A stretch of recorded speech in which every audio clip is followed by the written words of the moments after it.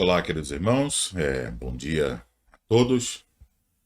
Estamos aqui mais uma vez reunidos para o nosso estudo no domingo pela manhã e estivemos nas últimas semanas observando algo sobre a responsabilidade diaconal no Antigo Testamento. Nós encerramos isso então no último domingo e agora vamos tratar de um outro assunto.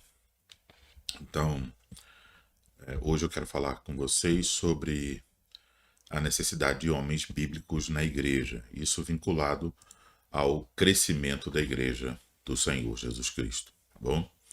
Então nós vamos estudar juntos esse tema. Antes, porém, nós vamos orar e buscar a bênção do Senhor para essa manhã. Pai Celestial, Deus eterno e bendito, nós te agradecemos por mais um dia que o Senhor nos dá, por tuas misericórdias se renovarem sobre as nossas vidas, pela chuva que o Senhor fez cair e por essa manhã. Principalmente por este ser o dia do Senhor, o dia que somos lembrados do descanso que nós temos no Senhor Jesus Cristo. Ele próprio é o nosso descanso. E te agradecemos por isso, Senhor.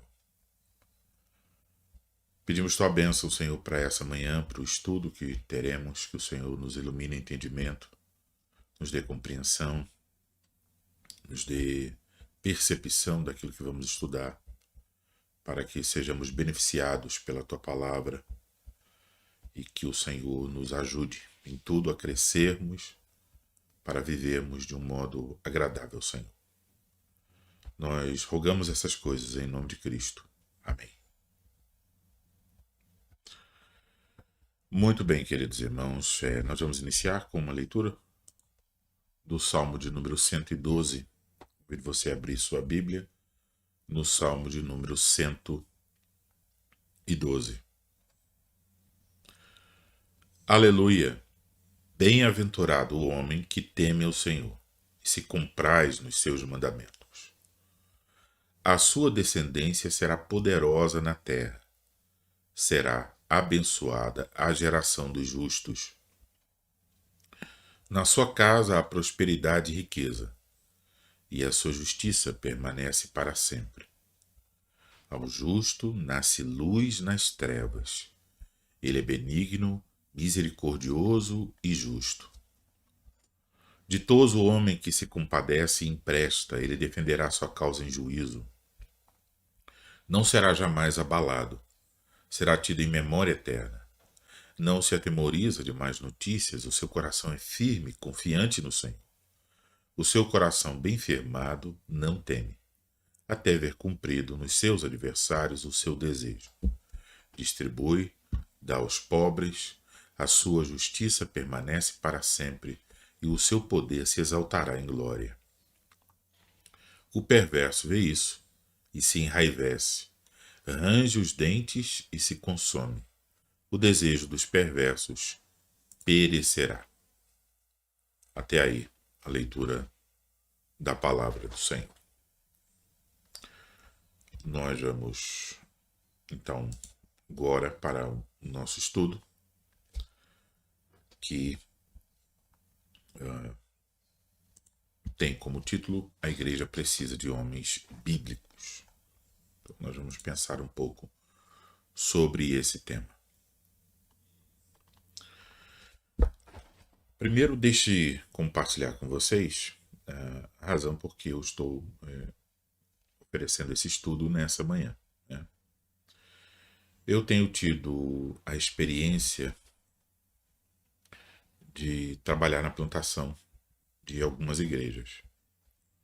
Em Cabo Frio, onde foi ao mesmo tempo uma plantação e ao mesmo tempo uma reforma, porque era uma igreja que tinha outra confissão, e descobrimos então a fé reformada. Houve ali uma mudança na doutrina, na liturgia, na prática da igreja,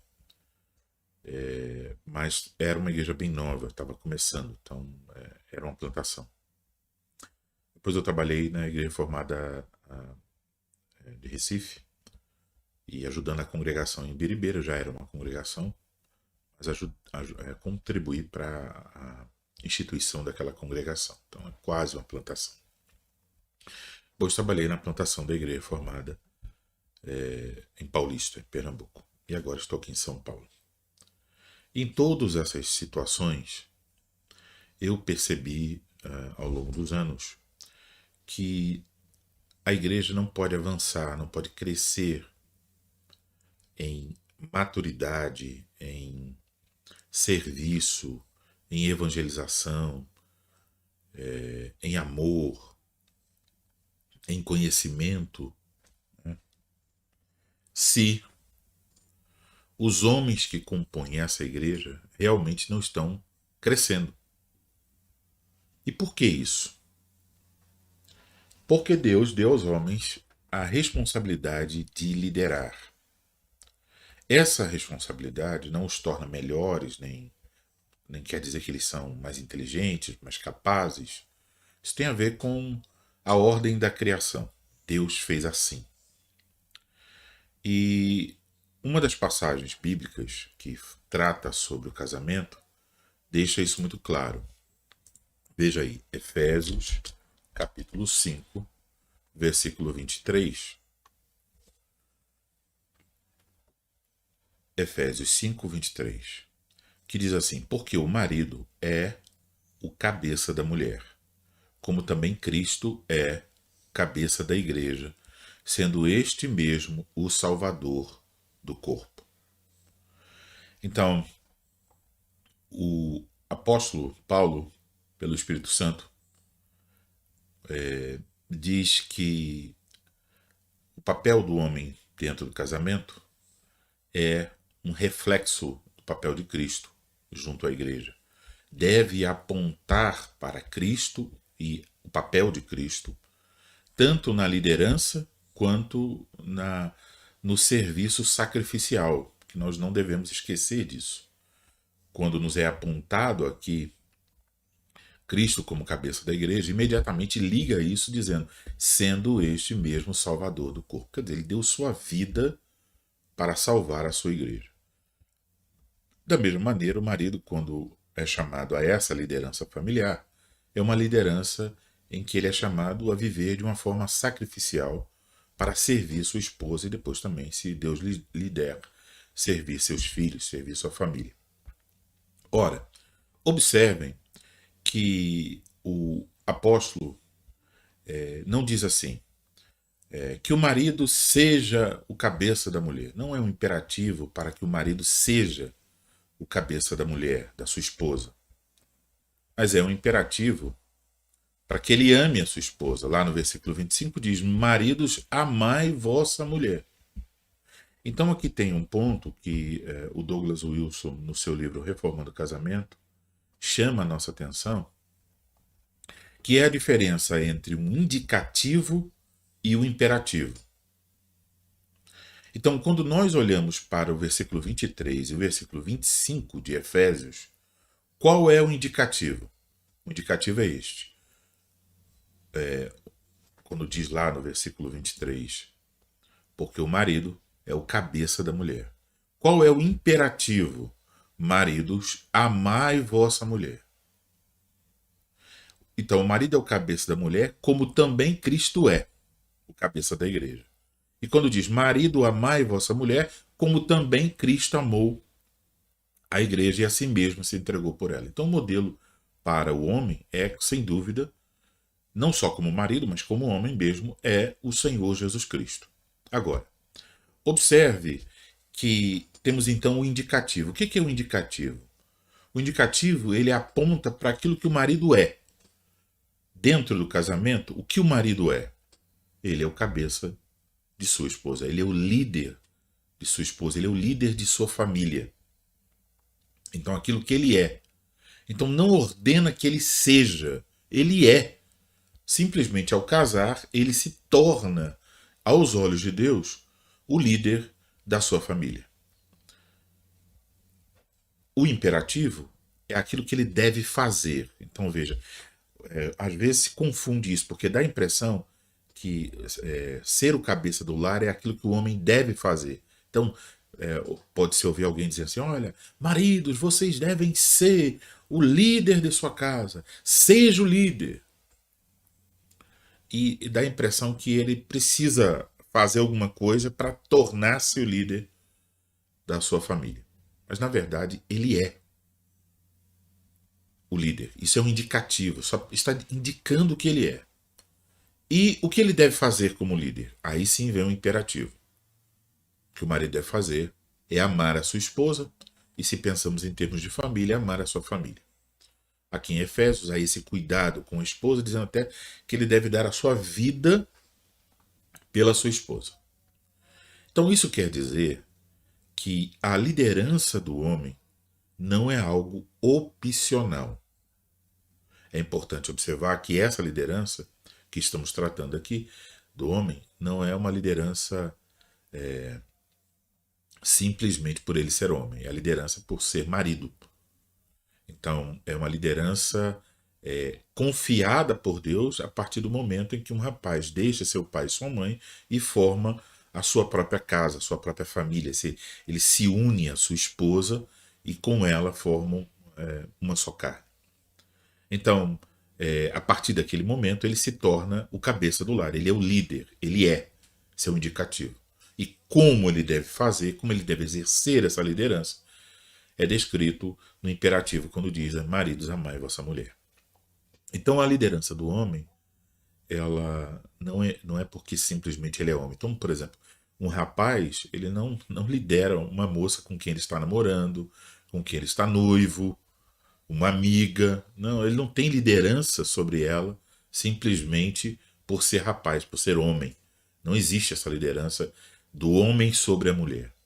Existe biblicamente a liderança do marido sobre a esposa, que não é uma liderança no sentido de alguém que, como se fosse um rei, se sentando e dando ordens. É uma liderança muito diferente do que o mundo imagina, uma liderança sacrificial.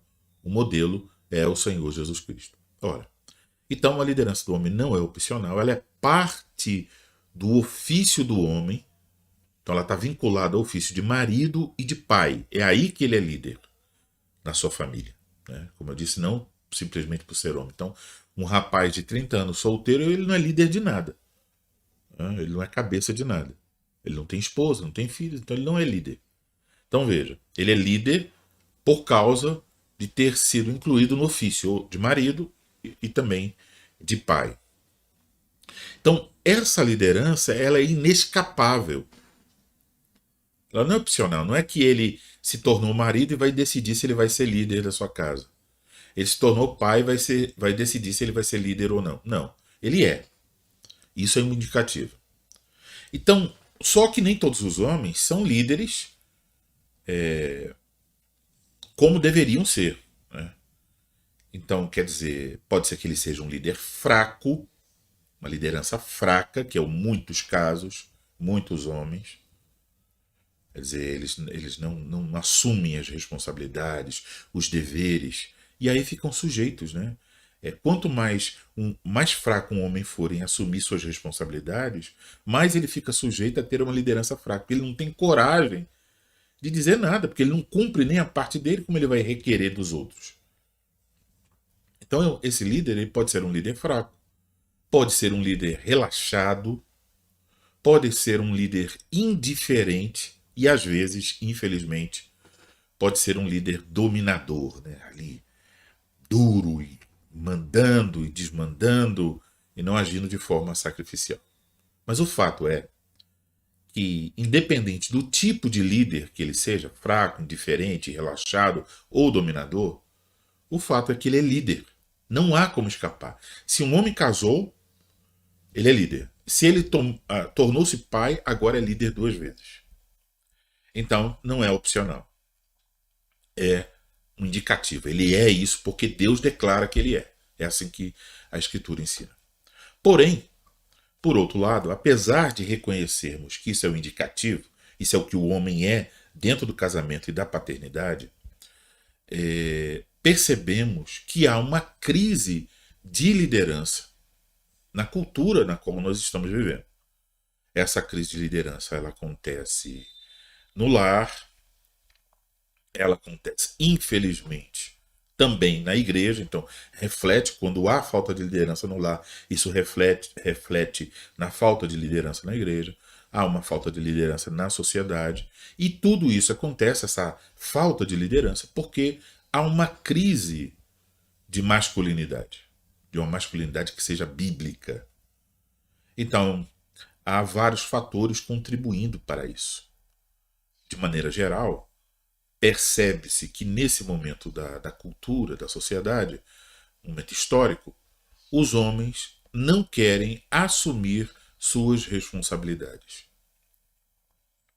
Os homens não querem assumir suas responsabilidades. Na medida em que o feminismo avança, muitos homens parecem sentir vergonha até de serem homens. Também por causa do pecado dos homens, um pecado que não é novo, um pecado que está lá desde o Éden, quando Adão, vendo sua esposa sendo tentada, nada fez, pelo contrário, sujeitou-se à proposição, né, à indicação dela, olha, prove aqui. Ele provou também do fruto. Então ele foi um homem omisso na sua responsabilidade, e quando Deus cobrou dele sua responsabilidade, ele imediatamente fez o quê? O que todos nós já fizemos, né? Colocar a culpa em outra pessoa. Sair, escapar, né? Tentar fugir da nossa responsabilidade, dizendo, não, foi porque essa pessoa fez isso. Né? A culpa é da minha esposa. A esposa que tu me deste. Quer dizer, a culpa é da esposa e do próprio Deus que deu essa esposa a ele. Então, há um avanço do feminismo e de outras ideologias. Por exemplo, hoje, se você entrar no Instagram e procurar pela palavra masculinidade, você perceberá que em muitos casos ela está no plural, masculinidades. Ou seja, a ideia é que existem vários tipos de masculinidades. Né? E esses tipos de masculinidades que lá estão são, como se dissesse assim, olha, essa masculinidade aqui, que eles vão definir como conservadora, que não é exatamente a masculinidade bíblica, mas eles vão, se eles derem de cara com a masculinidade bíblica, eles vão descrever como conservadora, né? Então eles dizem, essa aqui não pode, essa aqui é autoritária, é machista, é misógina, etc. E aí, eles dizem, não, mas tem essas todas outras aqui, essas podem. Né? Essa aqui pode. Então tem um grupo de masculinidades no plural, que eles, os ideólogos vão defender aí. Cada homem pode ter a sua masculinidade. Ou seja, você pode ser qualquer tipo de homem, que no final não é homem, de verdade, biblicamente falando, mas poderá assumir algum tipo de masculinidade. O perigo disso é que, reagindo a essas masculinidades, nós nos agarremos a uma masculinidade que não seja a masculinidade bíblica, que seja, até em certo tom, justamente a masculinidade que eles estão lá usando como espantalho para bater. O machismo, uma compreensão do papel do homem totalmente diversa daquilo que a Bíblia ensina. Então, um homem pode fugir de uma coisa e cair nas mãos de outra. Né? Então, pula da panela e cai no fogo. Foge de masculinidades e cai numa masculinidade que é conservadora, que é outra coisa, mas não é bíblica. Então isso é um risco enorme, uma masculinidade moldada pela cultura. Ou a cultura mais moderna, ou a cultura mais conservadora, mas de qualquer jeito não é pela Bíblia.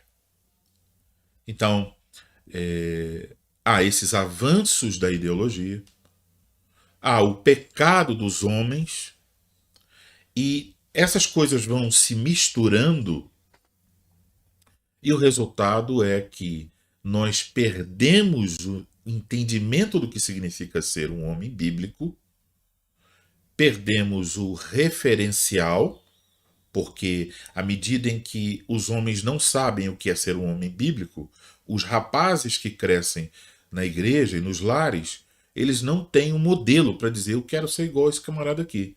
Não tem. Então eles ficam também ali perdidos, então não tem um referencial, não tem modelos na igreja. Uma prova disso é que na maioria das igrejas, quando existe um processo para eleição de oficiais, é uma luta enorme. Não se acham homens qualificados, biblicamente, para se tornarem oficiais. Ora, as qualificações para tornar-se um oficial, talvez excetuando uma, que é apto para ensinar, todas as outras são qualificações morais. Qualificações requeridas de todos os crentes, não só dos homens. Quem é que tem que ser sóbrio? Quem é que tem que ser hospitaleiro? Quem é que tem que ser temperante? Tudo isso é requerido de qualquer crente. Então quer dizer que, olhando para a igreja, não encontramos, em muitos casos, em muitas igrejas, né, homens que preencham essas qualificações. Porque uma diferença é você dizer assim: olha, nós temos aqui 10 homens fiéis e qualificados. Porém, esses homens não foram chamados para o ofício. Isso é uma coisa, porque nem todos são chamados para o ofício, obviamente. Mas, ao mesmo tempo, devemos estranhar e dizer assim: como é possível que nós tenhamos aqui 30 homens e nenhum deles pode ser um oficial na igreja, porque cada um deles está com coisas na vida que não resolve. Intemperança, e qualquer outra situação não resolvida. Então, isso demonstra, infelizmente, uma crise na masculinidade bíblica. E essa crise, no que diz respeito à masculinidade, atinge a igreja. Sim, infelizmente. Como é que essa crise atinge a igreja? Ela atinge a igreja, primeiro, por conta da força da influência do mundo.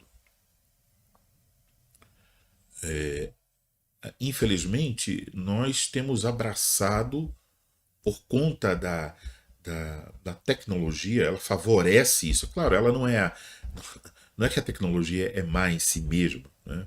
Mas o uso que nós fazemos e a maneira como nós nos acostumamos a tudo isso favorece que nós sejamos frequentemente influenciados pelos conceitos mundanos. Então, se você colocar na balança o tempo que nós gastamos com as coisas de diversão, não estou falando trabalho, não, estou falando aqui de diversão, entretenimento, redes sociais, etc. E o tempo que nós nos expomos às coisas de Deus, que dedicamos ao Senhor, que procuramos crescer como cristãos, você verá que é desproporcional. Então, lógico, se nós gastamos mais tempo com as coisas do mundo, se damos atenção à vitrine, porque as redes sociais são uma vitrine do mundo, né? Então, se nós damos tanta atenção a isso, se nós imitamos o padrão mundano disso, né? Se imitamos o padrão mundano de nos amostrarmos, né? Ah, eu comprei isso, eu comprei aquilo outro, como as pessoas do mundo gostam de fazer. Porque o sucesso delas é medido pela aquisição de bens. Então, elas, lógico, elas querem mostrar que estão tendo sucesso. Então, esse sempre revelar, né, de tudo que está fazendo, nós temos uma cultura em que as pessoas estão ali, ó, sempre mostrando, né, cada detalhe de suas vidas. Então, isso tudo acaba influenciando. E misturado com tudo isso, tem o feminismo, tem o machismo, tem o politicamente correto e outras ideologias. Por outro lado, falta-nos uma instrução bíblica sobre a masculinidade que tente cavar mais fundo. Mas isso é demonstrado também, tudo um ciclo vicioso, né? Porque, por exemplo, na igreja, quando se tenta instruir os homens sobre esse assunto, há pouco interesse. A minha experiência como pastor, nesse particular, é muito triste quando eu penso sobre isso. Porque, por exemplo, quando eu estava no Recife e dizia assim, olha, nós vamos ter aqui um estudo sobre como estudar a Bíblia. Então eu preparei lá um curso que dava boas instruções sobre como a pessoa observar certas coisas no texto bíblico. Então eu dei esse curso para moças. Tinha algumas moças no Facebook, começou o curso, eu resolvi fazer um curso presencial e essas moças foram participar. A sala do Cleary cabia aí entre 24 e 22 pessoas. Eu acho que nós chegamos a colocar 32 ou 34 moças para assistir. Tivemos que dizer a vaga está encerrada, não tem mais como receber ninguém. E eu dei esse curso por várias e várias semanas, aos sábados pela manhã. Se eu não me engano, de 9 até 11 e pouca. Tinha um intervalo, aí uma aula, intervalo e depois outra aula. E aí depois eu pensei, agora eu vou dar para os rapazes, né? E aí na primeira semana tinha lá 8. E na segunda semana tinha 2. Então a cultura está influenciando de um modo que os elementos da cultura, a educação, o entretenimento, os jogos, tudo, o politicamente correto, todas as leis, né? Porque, por exemplo, quando surge uma lei que diz, olha, você não pode botar um menino de 12 anos para trabalhar na oficina, aprender a profissão, não pode, porque isso é contra a lei, ele é de menor. Então todas essas coisas aí, elas acabam contribuindo para que os rapazes cresçam de uma forma em que eles não aprendem a assumir responsabilidade. Eles vão, desde cedo, é como se fosse uma escola para homens fracos. Então, eles ainda são homens, no sentido em que, sim, eles são do gênero masculino, mas eles não assumem as responsabilidades da masculinidade tal como Deus a instituiu desde o começo. Então, são homens fracos, que ficam ali sujeitos a tudo isso e não têm interesse em aprender. A minha experiência com isso tem sido bem negativa. Quanto mais eu tento produzir conteúdo para os homens, de maneira geral, percebe-se que quanto mais prático esse conteúdo for, menor interesse. Há uma grande parte dos homens que estão dentro de igrejas de confissão reformada, eles só têm interesse por questões apologéticas, né? Então vou defender aqui tal assunto, assunto X, assunto Y. Querem defender todos os assuntos. Querem estudar e cavar até o final daqueles assuntos. Vão ler vários e vários livros sobre quando tem interesse, né? Porque alguns não têm interesse nenhum. Então esses que estudam muito parecem, né?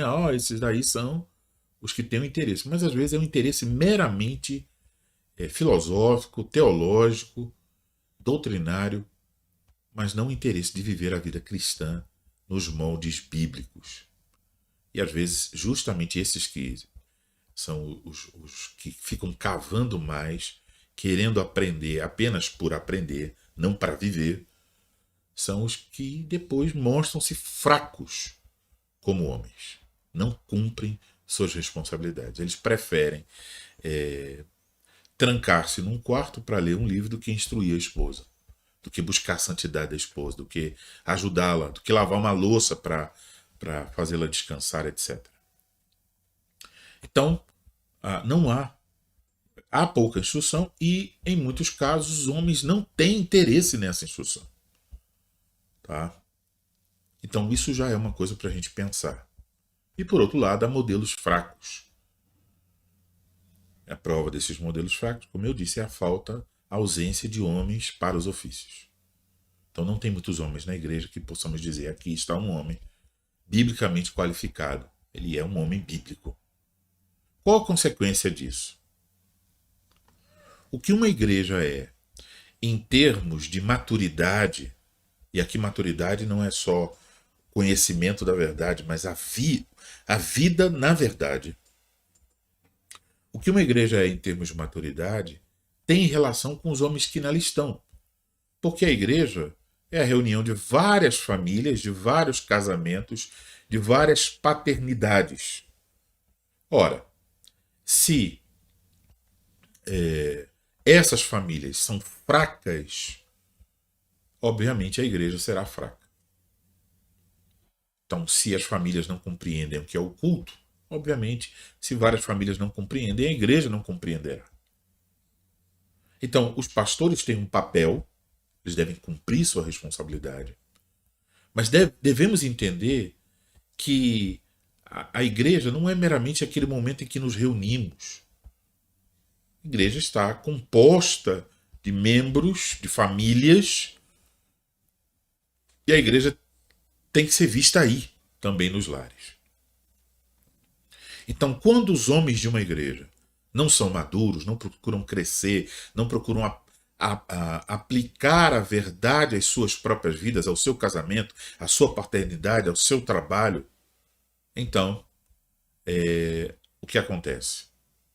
Acontece que a igreja também fica assim, meio que prostrada diante dessa situação, sem conseguir crescer, sem conseguir desenvolver. Obviamente, isso costuma causar para os oficiais que existem naquela igreja um peso enorme, porque eles se sentem carregando sozinhos o peso. E muitas vezes isso é angustiante. Um pastor pode estar meditando, orando, pensando sobre como a palavra de Deus deve trazer luz numa determinada situação, como ela deve ser aplicada a uma determinada situação, e de repente, muitas vezes, se ele vai até a sua rede social e dá uma olhada rápida lá em alguma coisa, ele vê o story e as postagens dos membros da igreja. Muitas vezes vai olhar para a postagem de certos homens e vai dizer, bom, qual o interesse desse irmão? O que ele está querendo? Estamos de repente ele está pensando sobre esses assuntos, de repente ele entra lá e tem um irmão tirando uma série de fotos na frente do espelho sem camisa, para mostrar que, sei lá, ele está mais forte. Né? Então esse tipo de coisa realmente traz até um desânimo para os pastores. Eles olham aquilo e dizem, rapaz, eu estou trabalhando e parece que eles estão tentando carregar a igreja sozinhos. E a igreja eles não têm forças para isso. Não existe nenhum pastor que carregará uma igreja sozinho, porque Cristo não fez para isso. Cristo não deu pastores para eles carregarem igrejas. Ele deu pastores para, como já vimos em Efésios 4, para treinarem os membros, para os membros desempenharem o seu serviço na edificação do corpo de Cristo. Quer dizer que os membros que edificam uns aos outros. Eles são apenas treinados. Então, por exemplo, esse estudo aqui é apenas um treinamento. Mas na hora de colocar em prática, quem que realmente precisa colocar? Eu preciso colocar na minha casa e cada homem deve colocar na sua casa. Então, há uma ligação do avanço da igreja com o homem. Vamos dar uma olhada. Abra a sua Bíblia aí no Salmo de número 128.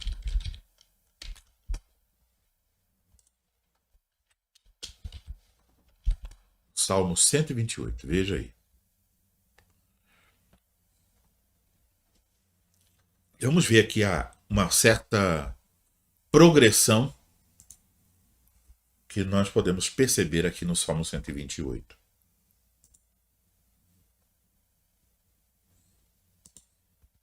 Bem-aventurado aquele que teme ao Senhor e anda nos seus caminhos. Do trabalho de tuas mãos comerás, feliz serás, e tudo te irá bem. Pelo contexto, fica evidente que quando diz bem-aventurado aqui, está se referindo ao homem. Né? Então poderíamos dizer, bem-aventurado o homem que teme ao Senhor e anda nos seus caminhos. Então, ele primeiro tem o temor do Senhor e também diz que ele anda, uma vez que ele teme ao Senhor, ele anda nos caminhos do Senhor. Quer dizer, ele obedece a palavra do Senhor. Ele vive como Deus ordena. promete-se a esse homem que então ele vai comer do trabalho de suas mãos, ele feliz será, tudo irá bem, porque ele teme o Senhor e ele anda nos caminhos do Senhor, o Senhor abençoa ele.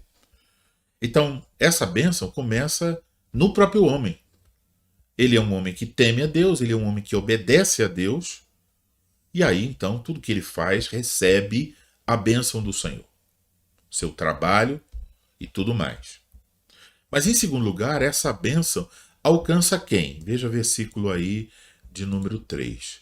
Tua esposa no interior de tua casa será como uma videira frutífera. Então, do homem que é abençoado, agora a esposa dele também é abençoada. Versículo 3. Teus filhos como rebentos da oliveira, à roda da tua mesa. Agora quem são? São os filhos. O homem, a esposa e os filhos. Eis como será abençoado o homem que teme ao Senhor. Agora veja, versículo 5. O Senhor te abençoe desde Sião, para que vejas a prosperidade de Jerusalém durante os dias de tua vida. Então aqui, quando diz para ver a prosperidade de Jerusalém, Jerusalém era a capital do povo de Deus na antiga aliança. Então ver a prosperidade de Jerusalém é aqui sinônimo de ver a prosperidade do próprio povo de Deus. Né? O templo estava lá em Jerusalém, o palácio do rei. Então significa ver o povo de Deus prosperando. É a bênção de Deus sobre o povo. Então, primeiro esse homem vê a bênção de Deus na sua vida, na vida de sua esposa, na vida de seus filhos, e diz que o Senhor te abençoe desde Sião, para que vejas a prosperidade de Jerusalém durante os dias de tua vida. Então, essa bênção menciona-se aqui todo o povo de Deus. Essa bênção pode alcançar todo o povo de Deus. E aí diz, vejas, versículo 6, os filhos de teus filhos, quer dizer, os teus netos, pais sobre Israel. Então, ele é abençoado, sua esposa é abençoada, seus filhos são abençoados, o povo de Deus do qual ele faz parte é abençoado, e as futuras gerações, que também fazem parte desse povo de Deus, são abençoadas. Há uma estrutura aí. Mas como tudo começou? Começa com um homem que teme a Deus e anda nos seus caminhos. Se esse homem e se os demais homens, né, não andam no temor do Senhor, isso tudo cai. A esposa não é abençoada, os filhos não são abençoados, não há paz sobre Jerusalém e ele não vai ver os filhos de seus filhos. Não vai vê-los temendo ao Senhor e vivendo para o Senhor. Então, há aqui uma relação entre, poderíamos aplicar para a vida da igreja hoje, diz o seguinte, há uma relação entre o homem cristão, que é o cabeça do seu lar, cabeça de sua esposa, de seus filhos. Se ele é um homem que teme a Deus e vive nos mandamentos de Deus e aplica isso à sua família, sua esposa será abençoada, seus filhos serão abençoados. E quando sua esposa e filhos forem abençoados, e na igreja houver várias outras famílias que estão experimentando a mesma bênção, isso tem uma consequência sobre a igreja. Isso tem uma consequência sobre o futuro da igreja. Se formos homens fracos, indiferentes, preguiçosos, negligentes, fugindo dos nossos deveres, responsabilidades, procurando comodidade, divertimento, então, provavelmente, nós não vamos experimentar as bênçãos prometidas aqui no Salmo de número 128. E isso vai ter uma consequência não só imediata para as nossas famílias, para a esposa, para os filhos e para a igreja, mas uma consequência para o futuro da sua família e o futuro da igreja. E é muito triste ver quando dezenas de jovens constantemente estão aí, nas igrejas, saindo, abandonando a fé. Claro, sabemos que os pais podem ser fiéis e isso acontecer ainda, né? E a Bíblia está cheia desses exemplos, pais fiéis que os filhos foram infiéis. Porém, também a Bíblia está cheia de exemplos de pais que foram fiéis e os filhos foram fiéis. Então, nós devemos cumprir a nossa responsabilidade diante de Deus. Homens imaturos, eles são um problema para a igreja.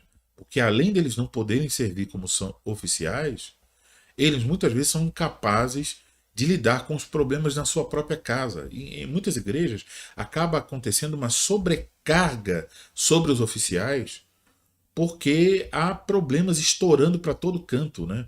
Problemas de criação de filhos, problema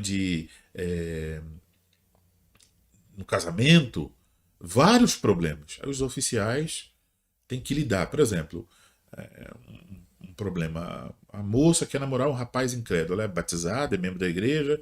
É uma moça, sei lá, de 15 anos, quer namorar um menino incrédulo. E o pai não tem ação nenhuma. Ele deixou isso acontecer, porque ele não viu, ele não supervisionou. Quando ele viu, já estava adiantado.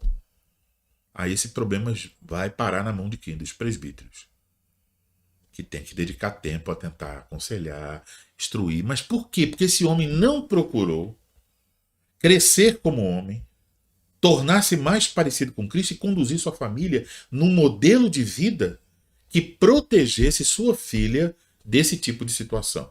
Que a instruísse, que orasse por ela, que a ensinasse os caminhos do Senhor, para que isso não acontecesse. Pode acontecer depois de instrução, cuidado, vigilância, supervisão, etc. Pode. Mas é muito estranho quando está acontecendo muito. Quer dizer que não é um tipo de exceção, mas é quase uma regra esse tipo de situação. E há coisas muito claras e óbvias que, infelizmente, nós estamos abraçando tudo que o mundo diz com uma naturalidade surpreendente. Por exemplo, quando um pai deixa uma moça de 15 anos namorar, mesmo que seja com um rapaz crente, de 16 anos, qual a função disso aí? Qual o objetivo desse namoro? É para o casamento? Ah, eles estão muito novos. Sim, eu concordo. Então, eles não eram para estar namorando. O casamento bíblico, o namoro bíblico, ele visa um propósito. Casamento. Se alguém não pode se casar, não deveria namorar. Vai estudar, vai trabalhar. Mas é o padrão mundano. Então, quando o padrão mundano diz assim, crianças de 11 12 anos já estão se beijando. Aí, muitas vezes, a igreja diz, então, de 15 já pode namorar. E os pais ficam lá, negligentes, eles não entendem o que está acontecendo, não tem uma estrutura do lar que instrua a família, então não faz o devocional, não lê a Bíblia, não ora, não faz nada. Só leva a família domingo para a igreja. Depois de algum tempo, quando essas crianças crescerem, aí ele vai ver os filhos seguindo caminhos totalmente diversos. E ele vai se perguntar por quê? É por causa dessa negligência. E isso trava. É como se fosse você quebrar as rodas de uma carroça. Não tem como andar. Quebrou, tem que trocar, tem que corrigir, não tem como avançar daquela forma. O avanço, se ocorrer, será um avanço lento. Né? Imagina, você tem uma roda e de repente quebrou um pedaço ali, aí toda vez que der a volta naquela parte, vai dar uma tremida na carroça e atrasa, né? Não dá para correr, não dá para andar na velocidade, tem que andar lentamente. E muitas vezes parece que é assim que a igreja está andando, com a roda quebrada, com o pneu furado, andando lento, né? Porque nós não estamos sendo fiéis na aplicação das coisas da palavra de Deus à nossa vida. Amamos muita informação, amamos muito conhecimento, mas não queremos ter o compromisso de aplicá-los. Porque aplicar requer renúncia, requer compromisso, requer dependência de Deus, requer um sacrifício, como Jesus fez pela sua igreja. Então, a igreja, se ela deseja ser uma igreja biblicamente saudável, ela deve entender isso. Ela deve orar pelos homens que a constituem. Porque a menos que esses homens cresçam como homens, se parecendo mais com Cristo. A menos que esses homens possuam realmente hombridade, quer dizer, a menos que eles se comportem de maneira íntegra, que eles possuam dignidade, honradez, sejam homens de verdade, se parecendo com Cristo, o crescimento da igreja fica limitado. Pode até, por alguma razão, crescer em número. Né? Cresce em número, mas não cresce em maturidade. Se a igreja deseja crescer de maneira saudável, biblicamente saudável, ela precisa de homens bíblicos que entendam seu papel e que cumpram o seu papel. Homens, estou falando aqui de homens casados. Agora, os jovens devem também entender isso e buscar essa compreensão e se preparar para o casamento. Porque quando nós estamos tratando destes assuntos, nós estamos tratando do assunto mais importante, meus irmãos. A escola vai passar. A empresa vai passar. A igreja vai permanecer para sempre. Então, note como nós, às vezes, somos inconsistentes com aquilo que a gente confessa. Porque nós podemos dizer assim: olhe, o que realmente importa é servir a Cristo, é viver para Ele, é segui-lo, é imitá-lo, é ser um discípulo de Cristo, confiando em Cristo para a salvação, porque o que importa é realmente isso, a salvação. Nós dizemos que isso é a coisa mais importante. Mas, ao mesmo tempo, nós dedicamos pouco tempo para esse assunto, para treinar-nos, para buscar, para crescer, para meditar, para orar. E para as outras coisas, nós achamos tempo para trabalhar, para melhorar, né, na faculdade, para crescer ali, desenvolver no nosso trabalho. Tudo isso nós achamos tempo. Mas quando são para as coisas da vida eterna, nós não temos tempo. Então parece que nós não entendemos ainda o que tem valor. Porque todas essas coisas passarão. E muitas vezes nós podemos, não é nenhum pecado buscar progresso na vida financeira, acadêmica, etc. Né? Mas muitas vezes as razões que movem uma pessoa para isso não são razões para glorificar a Deus. São meramente nossa vaidade, nosso desejo de ser reconhecidos, de ser elogiados e muitos outros pecados que se somam aí, que tudo isso passa. É pura vaidade. Então, quando os homens não procuram resgatar a verdadeira masculinidade bíblica, quando eles não são homens qualificados biblicamente, eles ficam com dificuldade de servirem como líderes de sua família, de um modo bíblico, com sabedoria, dificuldade para servir como líderes na igreja e na sociedade. E sem isso, veja, sem homens que estão procurando crescer, a igreja pode ter o melhor ministro da palavra, aquele homem sábio, que conhece teologia assim excelente, que é o melhor pregador de todos, o melhor pastoreio de todos. Mas ainda assim a igreja vai continuar tendo problemas e aquele homem não vai aguentar a carga. Porque os homens da igreja que têm que cumprir seus papéis e não estão cumprindo. Então, é preciso pensar sobre esta situação e reconhecer que para crescermos como igreja, nós precisamos de homens bíblicos. Então, cada homem ele precisa pensar o seguinte: bom, eu tenho crescido como homem, eu tenho usado as oportunidades que Deus me confere para crescer nesse assunto. Por exemplo, eu tenho um livro aqui sobre masculinidade bíblica, eu já li, eu meditei sobre os temas desenvolvidos nesse livro. Tem vídeos e áudios que eu estou ouvindo sobre esse assunto. Eu medito, eu oro, eu penso sobre essas questões.